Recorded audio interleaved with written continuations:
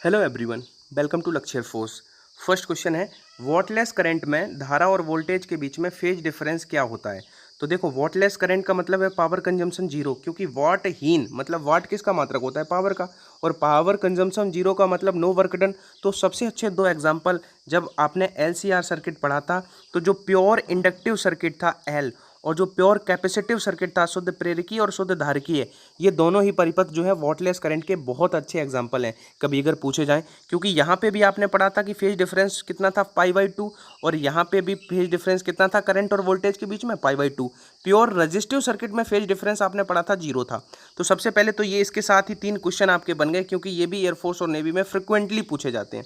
ठीक है, तो यहाँ से भी अगर आप रिकॉल कर पाओ कि इसका एग्जाम्पल होता है, तो यहाँ से भी आप आंसर तक पहुँच सकते हो। बाकी अभी मैं आपको बताऊंगा, क्योंकि क्वेश्चन और बन सकता है वॉटलेस करंट में, करंट का कंपोनेंट पूछ सकता है। पहले मेरी बात को ध्यान से सुनो, और अब क्या है, मेहनत से पढ़ा करो आप लोग, क्योंकि कल हमने कम्युनिटी पे एक क्वेश्चन कराया था जो है कार्नो इंजन से, तो बहुत सारे बच्चे गलत आंसर कर रहे हैं। तो आप देखो, या तो पढ़ो ही मत, या पढ़ो तो बहुत अच्छे से पढ़ो, मेरी हर बात को सुनो। ठीक है, अब हमने आपको बताया कि वॉटलेस करंट के 2 एग्जाम्पल आपको दिए।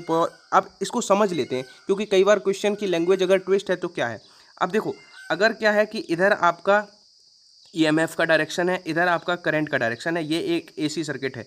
तो करंट के जो 2 कंपोनेंट होते हैं, एक कंपोनेंट जो इधर है उसको हम कह देते हैं आई कॉस थीटा, और वर्टिकल वाले कंपोनेंट को, करंट को, कह देते हैं आई साइन थीटा। तो बेसिकली वॉटलेस करंट का मतलब वो होता है, अब जैसे यहाँ पे अगर हम कैलकुलेशन करेंगे पावर का, तो वो होगा क्या, ई, ठीक है, ईएमएफ और आई, इसका ये कंपोनेंट हम लेंगे ई आई कॉस फाई। ठीक है, तो ये तो हमारा यूज़ हो रहा है, कौन सा कंपोनेंट, कॉस वाला। लेकिन ये बिल्कुल क्या है, ये हमारा पावर कैलकुलेशन में यूज़ नहीं हो रहा है। तो जो यूजलेस कंपोनेंट है उसका, वही वॉटलेस करंट होता है। तो अगर उसका कंपोनेंट पूछा जाए कि उसका कौन सा कंपोनेंट वॉटलेस करंट है, तो आई साइन फाई। ठीक है, जो साइन वाला कंपोनेंट है जो यूज़ नहीं हो रहा है पावर की कैलकुलेशन में, ये वॉटलेस है, और ये cos phi, I cos phi, ये वॉट फुल है। ये वाट फुल है, ये वाट लेस है। क्योंकि एयरफोर्स में क्वेश्चन कहीं से भी बन सकते हैं, आपके जो है कॉन्सेप्ट पे पकड़ बहुत अच्छी होनी चाहिए। हो सकता है उसका, जैसे आपने पढ़ा होगा, अब यहाँ पे आपको पता चला कि कौन सा कंपोनेंट साइन वाला यूज़ नहीं हो रहा था। अब आपको जैसे यहाँ पे पूछा गया है वॉटलेस करंट में जो है फेज डिफरेंस, तो ये नहीं है कि आप फॉर्मूला लगा रहे हो, पी, बहुत सारे बच्चे ऐसे करते हैं, पी बराबर वी आई कॉस फाई। मैं आपको बता दे रहा हूँ कैसे करते हैं बच्चे, कॉस फॉर्मूला लगाया, ठीक है। अब वहाँ पे उन्होंने देखा वॉट मतलब जीरो है पावर, तो यहाँ पे जीरो रखा, बराबर वी आई कॉस फाई। तो अब एल एच एस, हमें आर एच एस के अगर जीरो बनाना है, तो यहाँ पे कॉस फाई जीरो होना चाहिए। कॉस फाई जीरो केवल 90 डिग्री पे होता है, क्योंकि कॉस 90 का मान जीरो होता है। तब वो इतना सोच के तब 90 हिट करेंगे, लेकिन आपको इतना नहीं करना है। क्यों? क्योंकि आपको दिमाग में ये याद रखने हैं कि वॉटलेस करंट के सर ने हमें 2 एग्जाम्पल बताए थे बहुत अच्छे। कौन से? एक प्योर इंडक्टिव सर्किट जो था एल एल, अगर प्योर शुद्ध प्रेरकीय परिपथ, और दूसरा बताया था शुद्ध कैपेसिटिव यानी कि शुद्ध धारितीय परिपथ। ये वॉटलेस करंट के 2 एग्जाम्पल हैं। अब इन दोनों में तो हमें सर ने बहुत पहले याद कराया था कि वी और आई के बीच में फेज डिफरेंस π/2 होता है। तो हम क्यों अननेसेसरी कैलकुलेशन करें, हम सीधा बी ऑप्शन लगा देंगे, π/2। अगर इसका कंपोनेंट पूछा जाए तो कौन सा होता है, साइन फाई। मैंने बताया कि कैलकुलेशन में ये नहीं आता है। अब रही बात, मैंने जो 3 बातें बताई वो आपने लिखी कि नहीं लिखी, जरूर लिख लेना। कि मान लो एक pure L C R circuit होता है, एक प्योर एल सर्किट, एक प्योर सी सर्किट। तो अगर प्योर एल वाला है सर्किट, शुद्ध प्रेरकीय परिपथ है, तो उसमें वी और जो है आई के बीच में फेज डिफरेंस जो है π/2 होता है। यहाँ पे जो है कौन लीड करता है, वोल्टेज लीड करता है करंट को। ठीक है, यहाँ पे जो विभव है वो अग्रगामी होता है धारिता से 90 डिग्री। जो प्योर धारितीय परिपथ होता है, शुद्ध धारितीय, उसमें भी फेज डिफरेंस π/2 होता है। यहाँ पे करंट लीड करता है वोल्टेज को, कितने से, यहाँ पे धारा है वो अग्रगामी होती है विभव से कितना, 90 डिग्री। अगर प्योर रेजिस्टिव सर्किट है, शुद्ध प्रतिरोध वाला परिपथ है, तो वहाँ पे फेज डिफरेंस जो है वो कितना होता है, वहाँ पे पावर जो रियल है वो पावर वर्चुअल के इक्वल आता है। तो यहाँ पे पावर फैक्टर भी पूछे जाते हैं कि किस केस में पावर फैक्टर मिनिमम होता है, किस फिर। तो मैंने ये सारी चीज़ें पढ़ाई हुई हैं। और कल का सच में मैं बहुत डिसअपॉइंटेड हुआ था कल का कम्युनिटी का क्वेश्चन देख के, कि आप लोगों ने, मैंने क्वेश्चन कराया था कि जो है कार्नो इंजन वाला, जबकि कल के ही वीडियो में और पिछले 2-3 दिन से उस बात पे मैं बहुत फोकस दे रहा था, फिर भी बहुत सारे बच्चों ने उसका गलत आंसर किया। तो मैं निराश हुआ इस चीज़ को देख के। लेकिन हाँ, आपके लिए खुशी की बात है जो बच्चे मेहनती हैं, कि सारे बच्चे सीरियस नहीं है। सिलेक्शन सिर्फ बहुत कम बच्चे जो हैं वो सीरियसली पढ़ाई कर रहे हैं। Which of the following is constant for all electromagnetic wave? सभी वैद्युत चुंबकीय तरंगों के लिए समान रहता है, फ्रीक्वेंसी, वेवलेंथ या वेलोसिटी, या सभी? तो देखो, जितनी भी आपकी इलेक्ट्रोमैग्नेटिक वेव हैं, चाहे वो आपका रेडियो वेव है, माइक्रोवेव है, इंफ्रारेड है, ठीक है, आपका जो है विजुअल है, अल्ट्रा वायलेट है, एक्स रेज है, गामा रेज है। जितनी भी आपकी इलेक्ट्रोमैग्नेटिक वेव हैं, इन सारों का जो वेलोसिटी है वो उतना ही रहेगा। कितना? 3 गुणा 10 की घात 8 मीटर पर सेकेंड। तो वेलोसिटी सबके लिए कांस्टेंट रहेगा, यानी कि सी राइट आंसर है। जल्दबाजी में, क्योंकि बच्चे ने फ्रीक्वेंसी पढ़ा हुआ होता है कि माध्यम बदलने पे क्या परिवर्तित नहीं होता है, वो एक सवाल जब मैं बहुत बार कराता था तो वहाँ पे फ्रीक्वेंसी। अब यहाँ पे कुछ बातें जो आपको याद रखनी है कि इधर हमने ऑर्डर में लिखा है, इधर आपका फ्रीक्वेंसी का बढ़ता हुआ क्रम है। अगर आपसे पूछे जाए सबसे ज़्यादा फ्रीक्वेंसी किसकी है और उस इनमें से कोई 4 ऑप्शन हो, तो उसमें गामा अगर है तो उसको प्रायोरिटी देंगे, गामा नहीं है तो उसके बाद एक्स रेज को देंगे, ठीक है। तो इस तरह से हम देंगे। फिर ये अल्ट्रा वायलेट परावैंगनी, आपका विजुअल, इंफ्रारेड, अवरक्त, ठीक है, आपका माइक्रो सूक्ष्म तरंगे, रेडियो। तो इधर इनकी आवृत्ति का बढ़ता हुआ क्रम है। और इसके साथ ही याद रखना, क्योंकि आवृत्ति वेवलेंथ के इनडायरेक्टली प्रोपोर्शनल है, क्योंकि वेव जितना बड़ा होगा फ्रीक्वेंसी उतनी कम होगी। अगर वेवलेंथ छोटी कर देंगे तो फ्रीक्वेंसी बढ़ जाएगी। तो बोथ आर इनडायरेक्टली प्रोपोर्शनल। तो इसलिए अगर फ्रीक्वेंसी इसकी सबसे ज़्यादा है तो वेवलेंथ इसकी सबसे कम है। पेनेट्रेटिंग पावर भी इसकी सबसे ज़्यादा है गामा की, क्योंकि फ्रीक्वेंसी भी ज़्यादा है, तो फ्रीक्वेंसी जिसकी ज़्यादा होगी उसकी पेनेट्रेटिंग भेदन क्षमता भी सबसे ज़्यादा होगी। और मैं आपको बताऊं, मैंने एक सेपरेट वीडियो बनाया हुआ है इलेक्ट्रोमैग्नेटिक वेव, वैद्युत चुंबकीय तरंगें। आप सर्च करना यूट्यूब पे इलेक्ट्रोमैग्नेटिक वेव बाय लक्ष्य फोर्स, उसको आप जरूर देख लेना, क्योंकि इनके यूजेस बहुत हैं। ग्रीन हाउस में कौन सा यूज़ किया जाता है, फॉल्स करेंसी को डिटेक्ट करने में कौन यूज़ किया जाता है, ये सारे मैंने बहुत अच्छे से बताए हुए हैं, ठीक है। तो आप उस वीडियो को जरूर देख लेना। इसका आंसर है सी ऑप्शन। स्टूडेंट्स की कंप्लीट प्रिपरेशन हो चुकी है, वो अब मॉक टेस्ट लगा सकते हैं, क्योंकि मॉक टेस्ट के थ्रू आप नए नए क्वेश्चंस देखोगे और अपने आप को इवेल्युएट कर पाओगे कि आप कहाँ स्टैंड करते हो, और आप टाइम मैनेज कर पाओगे। तो एयरफोर्स ग्रुप XY के लिए one of the best platform है आप टेस्ट सीरीज के लिए, परीक्षा एप्लीकेशन। इसका लिंक डिस्क्रिप्शन बॉक्स में दिया हुआ है, डाउनलोड वहाँ से कर लेना। और उसमें जब डिफेंस वाले सेक्शन में जाके आप एयरफोर्स ग्रुप XY या नेवी AA SSR जिस भी एग्जाम के लिए एनरोल करोगे, तो आपको एक कूपन कोड अगर आपके पास होगा तो आपको 150 रुपये का डिस्काउंट मिल जाएगा। तो आपका मेरा जो कूपन कोड है वो है ANU50, ANU50, ठीक है। जैसे ही आप इसको अप्लाई कर दोगे तो आपको 149 रुपये में ये मिल जाएगी, और ये बहुत ही नॉमिनल प्राइस है। और मैं कहता हूँ 150 रुपये में आपको इतने नए नए वैरायटी ऑफ क्वेश्चंस मिलेंगे, टाइम मैनेज आप कर पाओगे। तो इसमें मेरे अकॉर्डिंग आपको एनरोल कर लेना चाहिए। 8 स्मॉल ड्रॉप्स को मर्ज करके एक बड़ी ड्रॉप बनाई गई है, तो पोटेंशियल का रेशियो बताना है स्मॉल और बिग में। इंग्लिश वाले बच्चे पूरा क्वेश्चन ध्यान से पढ़ सकते हैं। हमें बताना है the ratio between potential of bigger drop and the potential of smaller drop, ठीक है। रेशियो बताना है। तो 2 गुने का मतलब यहाँ पे रेशियो 2:1 है, 4 गुने का मतलब 4:1 है। तो रेशियो वाइज भी इस तरह से हो जाएगा, या फिर 0 रहेगा। तो देखो, इस बहुत अच्छा क्वेश्चन है। ऐसे ही क्वेश्चन सबसे पहले मैं एक बात बता दूं, क्लियर कर दूं, कि आप जो है या तो हमसे पढ़ो मत, ठीक है। आप बिल्कुल भी, अगर आप डाउट में हो 1% भी कि क्या ये कंटेंट रिलेवेंट है, क्या ये चीज़ें हमें प्रॉफिट करेंगी, अगर इस तरह की यहाँ या किसी भी क्रिएटर से कोई भी सब्जेक्ट पढ़ रहे हो, तो आप डाउट में रह के आप पढ़ाई मत करो। पहले चूज़ करने में टाइम लगाओ कि हमें पढ़ना किससे है, क्या मेरे लिए रिलेवेंट है, कौन हमें गुमराह कर रहा है, ये चीज़ें सोचने में और टाइम लगाओ, बहुत टाइम लगाओ। लेकिन जब एक बार एक चीज़ पे आप रिलाई हो जाओ, तो फिर वहाँ पे ट्रस्ट इशू नहीं आना चाहिए, क्योंकि ट्रस्ट इशू ही शायद उन बच्चों के लिए हो सकता है जो कल मैंने कम्युनिटी पे क्वेश्चन कराया। एयरफोर्स के पेपर में इतना खुश होकर आप एग्जाम हॉल से बाहर निकलोगे, या जो सीनियर हैं जो 1-2 बार अटैम्प्ट दे चुके हैं उनसे आप बात करो, फिर पूछो ये कंटेंट कैसा है। मैं कोई फालतू की बात करा ही नहीं रहा हूँ यार। 15 मिनट के वीडियो में उतना दे रहा हूँ जितना यूट्यूब पे लोग 2-2 घंटे, 1.5 घंटे में दे रहे हैं। बस ये है कि आप लोग क्या हो, अभी मैच्योरिटी की कमी है, नहीं तो ये बात आप बहुत पहले समझ गए होते कि हम कम टाइम में आपको कितना रिलेवेंट और कितना ज़्यादा कंटेंट आपको दे रहे हैं। बस ये है कि मैं एक क्वेश्चन के साथ 4 क्वेश्चन बता देता हूँ, वही मैं 4 क्वेश्चन लिख के उन्हीं चीज़ों को मैं 25 मिनट में कराऊँ, ठीक है, 2-2 घंटे में ये चीज़ें कराऊँ। तो चाहे कुछ समझो, बस आप अगर ट्रस्ट नहीं तो पढ़ो मत, और पढ़ो तो आप अपना 100% दो, 100% दो, ठीक है। आपका टाइम अभी ये बहुत इंपॉर्टेंट है, और टाइम की कदर करना सीख लो। अब ये क्वेश्चन भी बहुत पूछा जाता है, चाहे नेवी हो, एयरफोर्स हो, MR हो, जिसमें भी फिजिक्स आती है। अभी कोस्ट गार्ड के भी फॉर्म भरोगे, फिजिक्स का ऐसे क्वेश्चन ही आएंगे उसमें भी, ठीक है। अब क्या है, पोटेंशियल का फॉर्मूला क्या होता है, तो वो होता है के। अब के मैं नहीं लिख रहा हूँ कि क्या होता है, जैसे 1/4 पाई जो भी है, तो के छोड़ देते हैं, KQ/R, क्योंकि हमें इससे मतलब है। हम वो बात बताते हैं जो एग्जाम में, अब एग्जाम में अगर आपको रफ शीट मिलेगी उस पर आप यहाँ पे अगर के लिखने की आदत डाल लोगे तो वहाँ पे भी लिखोगे। एक अक्षर बनाने में भी सेकेंड्स लगते हैं, तो क्यों हम लिखें, हमने इतना देखा। अब लार्जर का और स्मॉलर का हमने रेशियो लिखना है, तो हमने लिख लिया लार्जर/स्मॉलर। अब नीचे स्मॉलर के लिए KQ/R लिख लिया।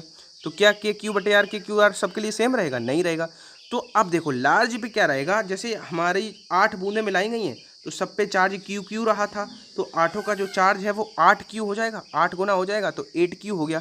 अब रेडियस के लिए हमने आपको बताया हुआ था आर बटे आर का सीधा सीधा एक तरीका, तो उससे आप देख लोगे कि इसका क्यूब रूट ले लो, तो रेशियो जो है क्यूब रूट लोगे 8 का तो 2 और 1 हो जाएगा रेडियस का अनुपात। अब किसी को रॉकेट साइंस लग रहा होगा, बस यहाँ पे जो बूंदें मिलाई गई होंगी हमेशा ये किसी का क्यूब होंगी, ठीक है। कहेगा 27 बूंदें मर्ज करी गई हैं, कहेगा 64, कहेगा 125, हमेशा आपसे कभी ये नहीं कहेगा कि 36 बूंदें मिला के एक बड़ी बूंद बनाई गई है। हमेशा जो ऐसा सवाल आपके सिलेबस में है जो आएगा वो किसी का क्या होगा, किसी का क्यूब होगा, और उसका क्यूब रूट ले लो और वही हमारा स्मॉल और बिग रेडियस बूंद की रेडियस का रेशियो होगा। बड़े वाली की जो है वो 2 होगी, छोटे वाले की 1 होगी। मान लो यहाँ 27 होता तो बड़े वाले बूंद की रेडियस 3 होती, छोटे वाले की 1 होती। यहाँ पे 64 होता तो 4 1 होती, 125 होता तो 5 1 होती। तो इसमें आपको वो नहीं लिखना है कि आप वॉल्यूम के फॉर्मूले लगा के इक्वेट कर रहे हो, नहीं। आपने देखा कि रेडियस का रेशियो 2 1 है, यानी कि बड़े वाले की रेशियो 2r है और छोटे वाले की r है। सिर्फ इतना सा सवाल था, k से k कट गया, q बटे r से q बटे r कट गया, 8 बटे 2 का मतलब 8 बटे 2 का मतलब 4 हो गया, क्रॉस मल्टीप्लाई करा, या तो रेशियो हमारा 4 1 हो गया, या हम इसी बात को कह सकते हैं कि 4 गुना हो गया। तो सवाल में कुछ था नहीं था। अब यहाँ पे स्मॉल ड्रॉप बिग ड्रॉप वाले जितने भी क्वेश्चन बनते हैं उस सेपरेट वीडियो जो मैंने बनाया हुआ है, मैंने पास्ट में बहुत मेहनत करी है चैनल पे, ऐसे ही 60,000 बच्चों को नहीं जोड़ पाया हूँ। जो मैंने कराया हुआ है उसका अगर लिंक मुझे मिलेगा ढूंढ के, मैं आपको डिस्क्रिप्शन में या टेलीग्राम पे या कम्युनिटी पे कहीं ना कहीं लिंक दे दूंगा, ठीक है। तो आप उस वीडियो को जरूर देख लेना, क्योंकि यहाँ से बहुत सारे क्वेश्चन बनते हैं, सारे क्वेश्चन की मैंने ट्रिक बनाई हुई है। अब ये चीज़ें मैं पूछता हूँ, आप लोग कमेंट में बताते नहीं हो। अब इसी क्वेश्चन में मैं आपसे पूछ रहा हूँ, पॉज करके बताओ कि छोटी छोटी 8 बूंदों को मिला के एक बड़ी बूंद बनाई गई है, तो सरफेस एनर्जी क्या डिक्रीज होगी कि इंक्रीज होगी? 6000 किलोमीटर त्रिज्या के किसी ग्रह पर ग्रेविटेशनल एक्सीलरेशन का मान क्या होगा अगर वहाँ पे एस्केप वेलोसिटी 12 किलोमीटर पर सेकेंड है? देखो एक बात मैं आपसे कहूँ कि इन मिनी मॉक टेस्ट में जितने भी मैं फॉर्मूले लिखवा रहा हूँ, ये 16th पार्ट है, तो कुछ हर में मैं 2 से 3 फॉर्मूले आपको लिखवाता हूँ। उन फॉर्मूलों को आप ज़रूर नोट डाउन करते चलना, क्योंकि ये फॉर्मूले वो हैं जो यूनिक हैं आपके एग्जाम प्रोस्पेक्टिव से। तो यहाँ पे एस्केप वेलोसिटी का फॉर्मूला क्या है? 2gm/r, ठीक है। ये तो है बड़ा जी के टर्म में, लेकिन हम यहाँ को रिप्लेस कर सकते हैं किसको, बड़ी जी को छोटी जी से, किससे, gme को हम gre² लिख सकते हैं। तो 2gr² जब लिखेंगे तो एक r हमारा कट जाएगा, तो क्या बचेगा? एस्केप वेलोसिटी का फॉर्मूला √2gr। अब किसी को लग रहा होगा कि ये कैसे रिप्लेस कर दिया बड़े जी को छोटे जी में, तो ये आपको भी पता हो कि जी का जो फॉर्मूला होता है वो जी के टर्म में क्या होता है? gm/r²। ये फॉर्मूला इसलिए भी पता हो, कई बार कहा जाएगा कि मास जो है वो डबल कर दिया जाए, रेडियस आधी कर दी जाए, तो जी का वहाँ पे मान कितना होगा, तो इस फॉर्मूले से आप वो कर पाओगे, क्योंकि ये रेशियो जो है मास के इनडायरेक्टली प्रोपोर्शनल है, रेडियस के स्क्वायर के इनडायरेक्टली और मास के डायरेक्टली। तो ये इसलिए मैं फॉर्मूले बताता हूँ। बाकी इस क्वेश्चन को तो हम यहाँ से भी बिगिनिंग कर सकते थे कि वी जो होता है वो होता है 2gre, सीधा फॉर्मूला बता देते, लेकिन कैसे आया, ओरिजिन क्या है, वहाँ से भी क्वेश्चन बनते हैं। अब सीधा ये सवाल था, ठीक है। अब यहाँ पे सब कुछ दिया हुआ है, हम दोनों साइड का स्क्वायर कर दें तो यहाँ पे वी का स्क्वायर हो जाएगा और उधर बचेगा 2gr। हमें जी निकालना है तो 2r से इधर डिवाइड कर देंगे, तो जी का मान अगर निकालना है तो v²/2r, बस सारे मान ही तो रखने हैं, कैलकुलेशन स्किल आपकी अच्छी होनी चाहिए। अब v का स्क्वायर 12, अब ये किलोमीटर में है, ऑप्शन मीटर में है, तो इसको भी हम किस में बनाएंगे? मीटर में बनाएंगे। तो 12 का स्क्वायर करेंगे तो 12 गुणा 12 2 बार लिख दें, क्योंकि बी का स्क्वायर करना है, इंटू अब 3 पावर, आप देखो 12 किलोमीटर था तो मीटर में बनाने के लिए 1000 से गुणा करेंगे, क्योंकि स्क्वायर था तो 2 बार 1000 से गुणा करेंगे तो 10 की पावर 3 गुणा 10 की पावर 3 10 की पावर 6 हो जाएगा, तो ये सारा मीटर में बदल गया, इंटू 2। अब रेडियस कितनी है? 6000 किलोमीटर। अब मीटर में बनाएंगे तो 1000 से गुणा करेंगे, यानी कि 3 जीरो तो ऑलरेडी थी, लेकिन गुणा उसको मीटर में बनाने के लिए 3 जीरो से और गुणा और किया तो 6 जीरो हो गई, तो 6 जीरो से ये 6 जीरो कट गई, 1 12 से हमारा 6 12 कट गया, तो आंसर जो है रेट जी का मान कितना आ गया? 12 आ गया। As simple as that. तो कितना आ गया? 12 मीटर पर सेकेंड स्क्वायर। अब यहाँ पे क्या था, एक तो चीज़ आपको फॉर्मूला याद है कि नहीं, दूसरी बात कि हमें किलोमीटर और मीटर का इंटरचेंज करना आता है कि नहीं। तो बड़ा सिंपल है, एक किलोमीटर में 1000 मीटर होते हैं, तो इसलिए हमने 10⁻³ से गुणा किया था, क्योंकि यहाँ पे स्क्वायर था तो 2 बार किया था, तो यहाँ पे 3 जीरो थे ही, एक बार गुणा किया तो वो 6 पावर खत्म हो गए। तो इस तरह से न्यूमेरिकल अगर आएगा तो न्यूमेरिकल टफ नहीं आएगा एयरफोर्स एग्जाम में, मैं आपको बता रहा हूँ। अगर आप IIT लेवल के न्यूमेरिकल लगा रहे हो तो ये कहीं ना कहीं आप गलत कर रहे हो। आपको अपना डोमेन पता होना चाहिए कि मॉडल पेपर आप जरूर लगाओ। एयरफोर्स की ऑफिशियल वेबसाइट पे जाओ, वहाँ पे जो मॉडल पेपर गिवन है उसको आप जरूर लगाओ। इनफैक्ट अगर हो सके तो एयरफोर्स का बच्चा भले ही नेवी की प्रिपरेशन नहीं करता है, फिर भी वो नेवी की वेबसाइट पे जाके जो ऑफिशियल मॉडल पेपर है वो लगाए, फिजिक्स के जो दिए हुए हैं क्वेश्चन, वहाँ से भी उसको बहुत सारी चीज़ें सीखने को मिले। 0.5 kg द्रव्यमान का वेग हमने 20 मीटर पर सेकंड से 10 मीटर पर सेकंड कर दिया, इतना कम हो गया, तो उस प्रोसेस में वर्क डन कितना हुआ। तो आपने क्वेश्चन एग्जाम में देखा। अब वर्क डन क्या होता है, इस सवाल में हम क्या निकाल सकते हैं। मास दिया है, वेलोसिटी में चेंज दिया है, तो हाफ mv² से काइनेटिक एनर्जी निकाल सकते हैं। तो जो गतिज ऊर्जाओं में परिवर्तन होगा, इस तरह का सवाल मैंने पहले भी कराया, वही तो वर्क डन हो जाएगा। कार्य क्या है, गतिज ऊर्जा में क्या परिवर्तन हुआ, तो के फाइनल माइनस के इनिशियल से सवाल को हम इजीली कर सकते हैं। अब इस सवाल में यह है कैलकुलेशन आप कितना फास्ट करते हो।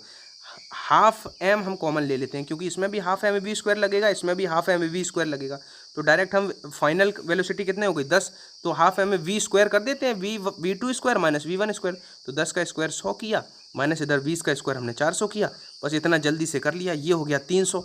अब 300 से हमने ये आधा करेंगे तो हो जाएगा 150। अब 150 में हम मास से गुणा नहीं कर पाए हैं तो आधे से गुणा कर देंगे। मास कितना है 0.5 का मतलब आधा, तो 150 में 0.5 से गुणा करेंगे यानी कि आधे से गुणा करेंगे तो 75 आएगा। हालांकि ये नेगेटिव आएगा, लेकिन यहाँ पे मैग्नीट्यूड पूछा गया है तो उसका 75 जूल। अगर किसी कैपिलरी ट्यूब का डायमीटर डबल कर दिया जाए तो उसमें चढ़े द्रव। अब ऐसे क्वेश्चन हालांकि मैं कम ले रहा हूँ, इजी क्वेश्चन कम करा रहा हूँ, मैं वो क्वेश्चन के लिए आपको प्रिपेयर करा रहा हूँ जो, लेकिन अभी क्या है कि मेरी मेंटेलिटी चेंज होने लगी है जब से मैं कम्युनिटी पे क्वेश्चन करा रहा हूँ, क्योंकि मैं वही बात 10 बार क्लास में बताता हूँ, फिर उसी चीज़ को मैं अगर कम्युनिटी पे क्वेश्चन लगा के रिप्रेजेंट करता हूँ तो जो बच्चे परसेंटेज जैसे 70% बच्चे गलत आंसर देते हैं। तो अब मुझे लगता है कि मुझे इन बेसिक बातों को भी पढ़ाना पड़ेगा।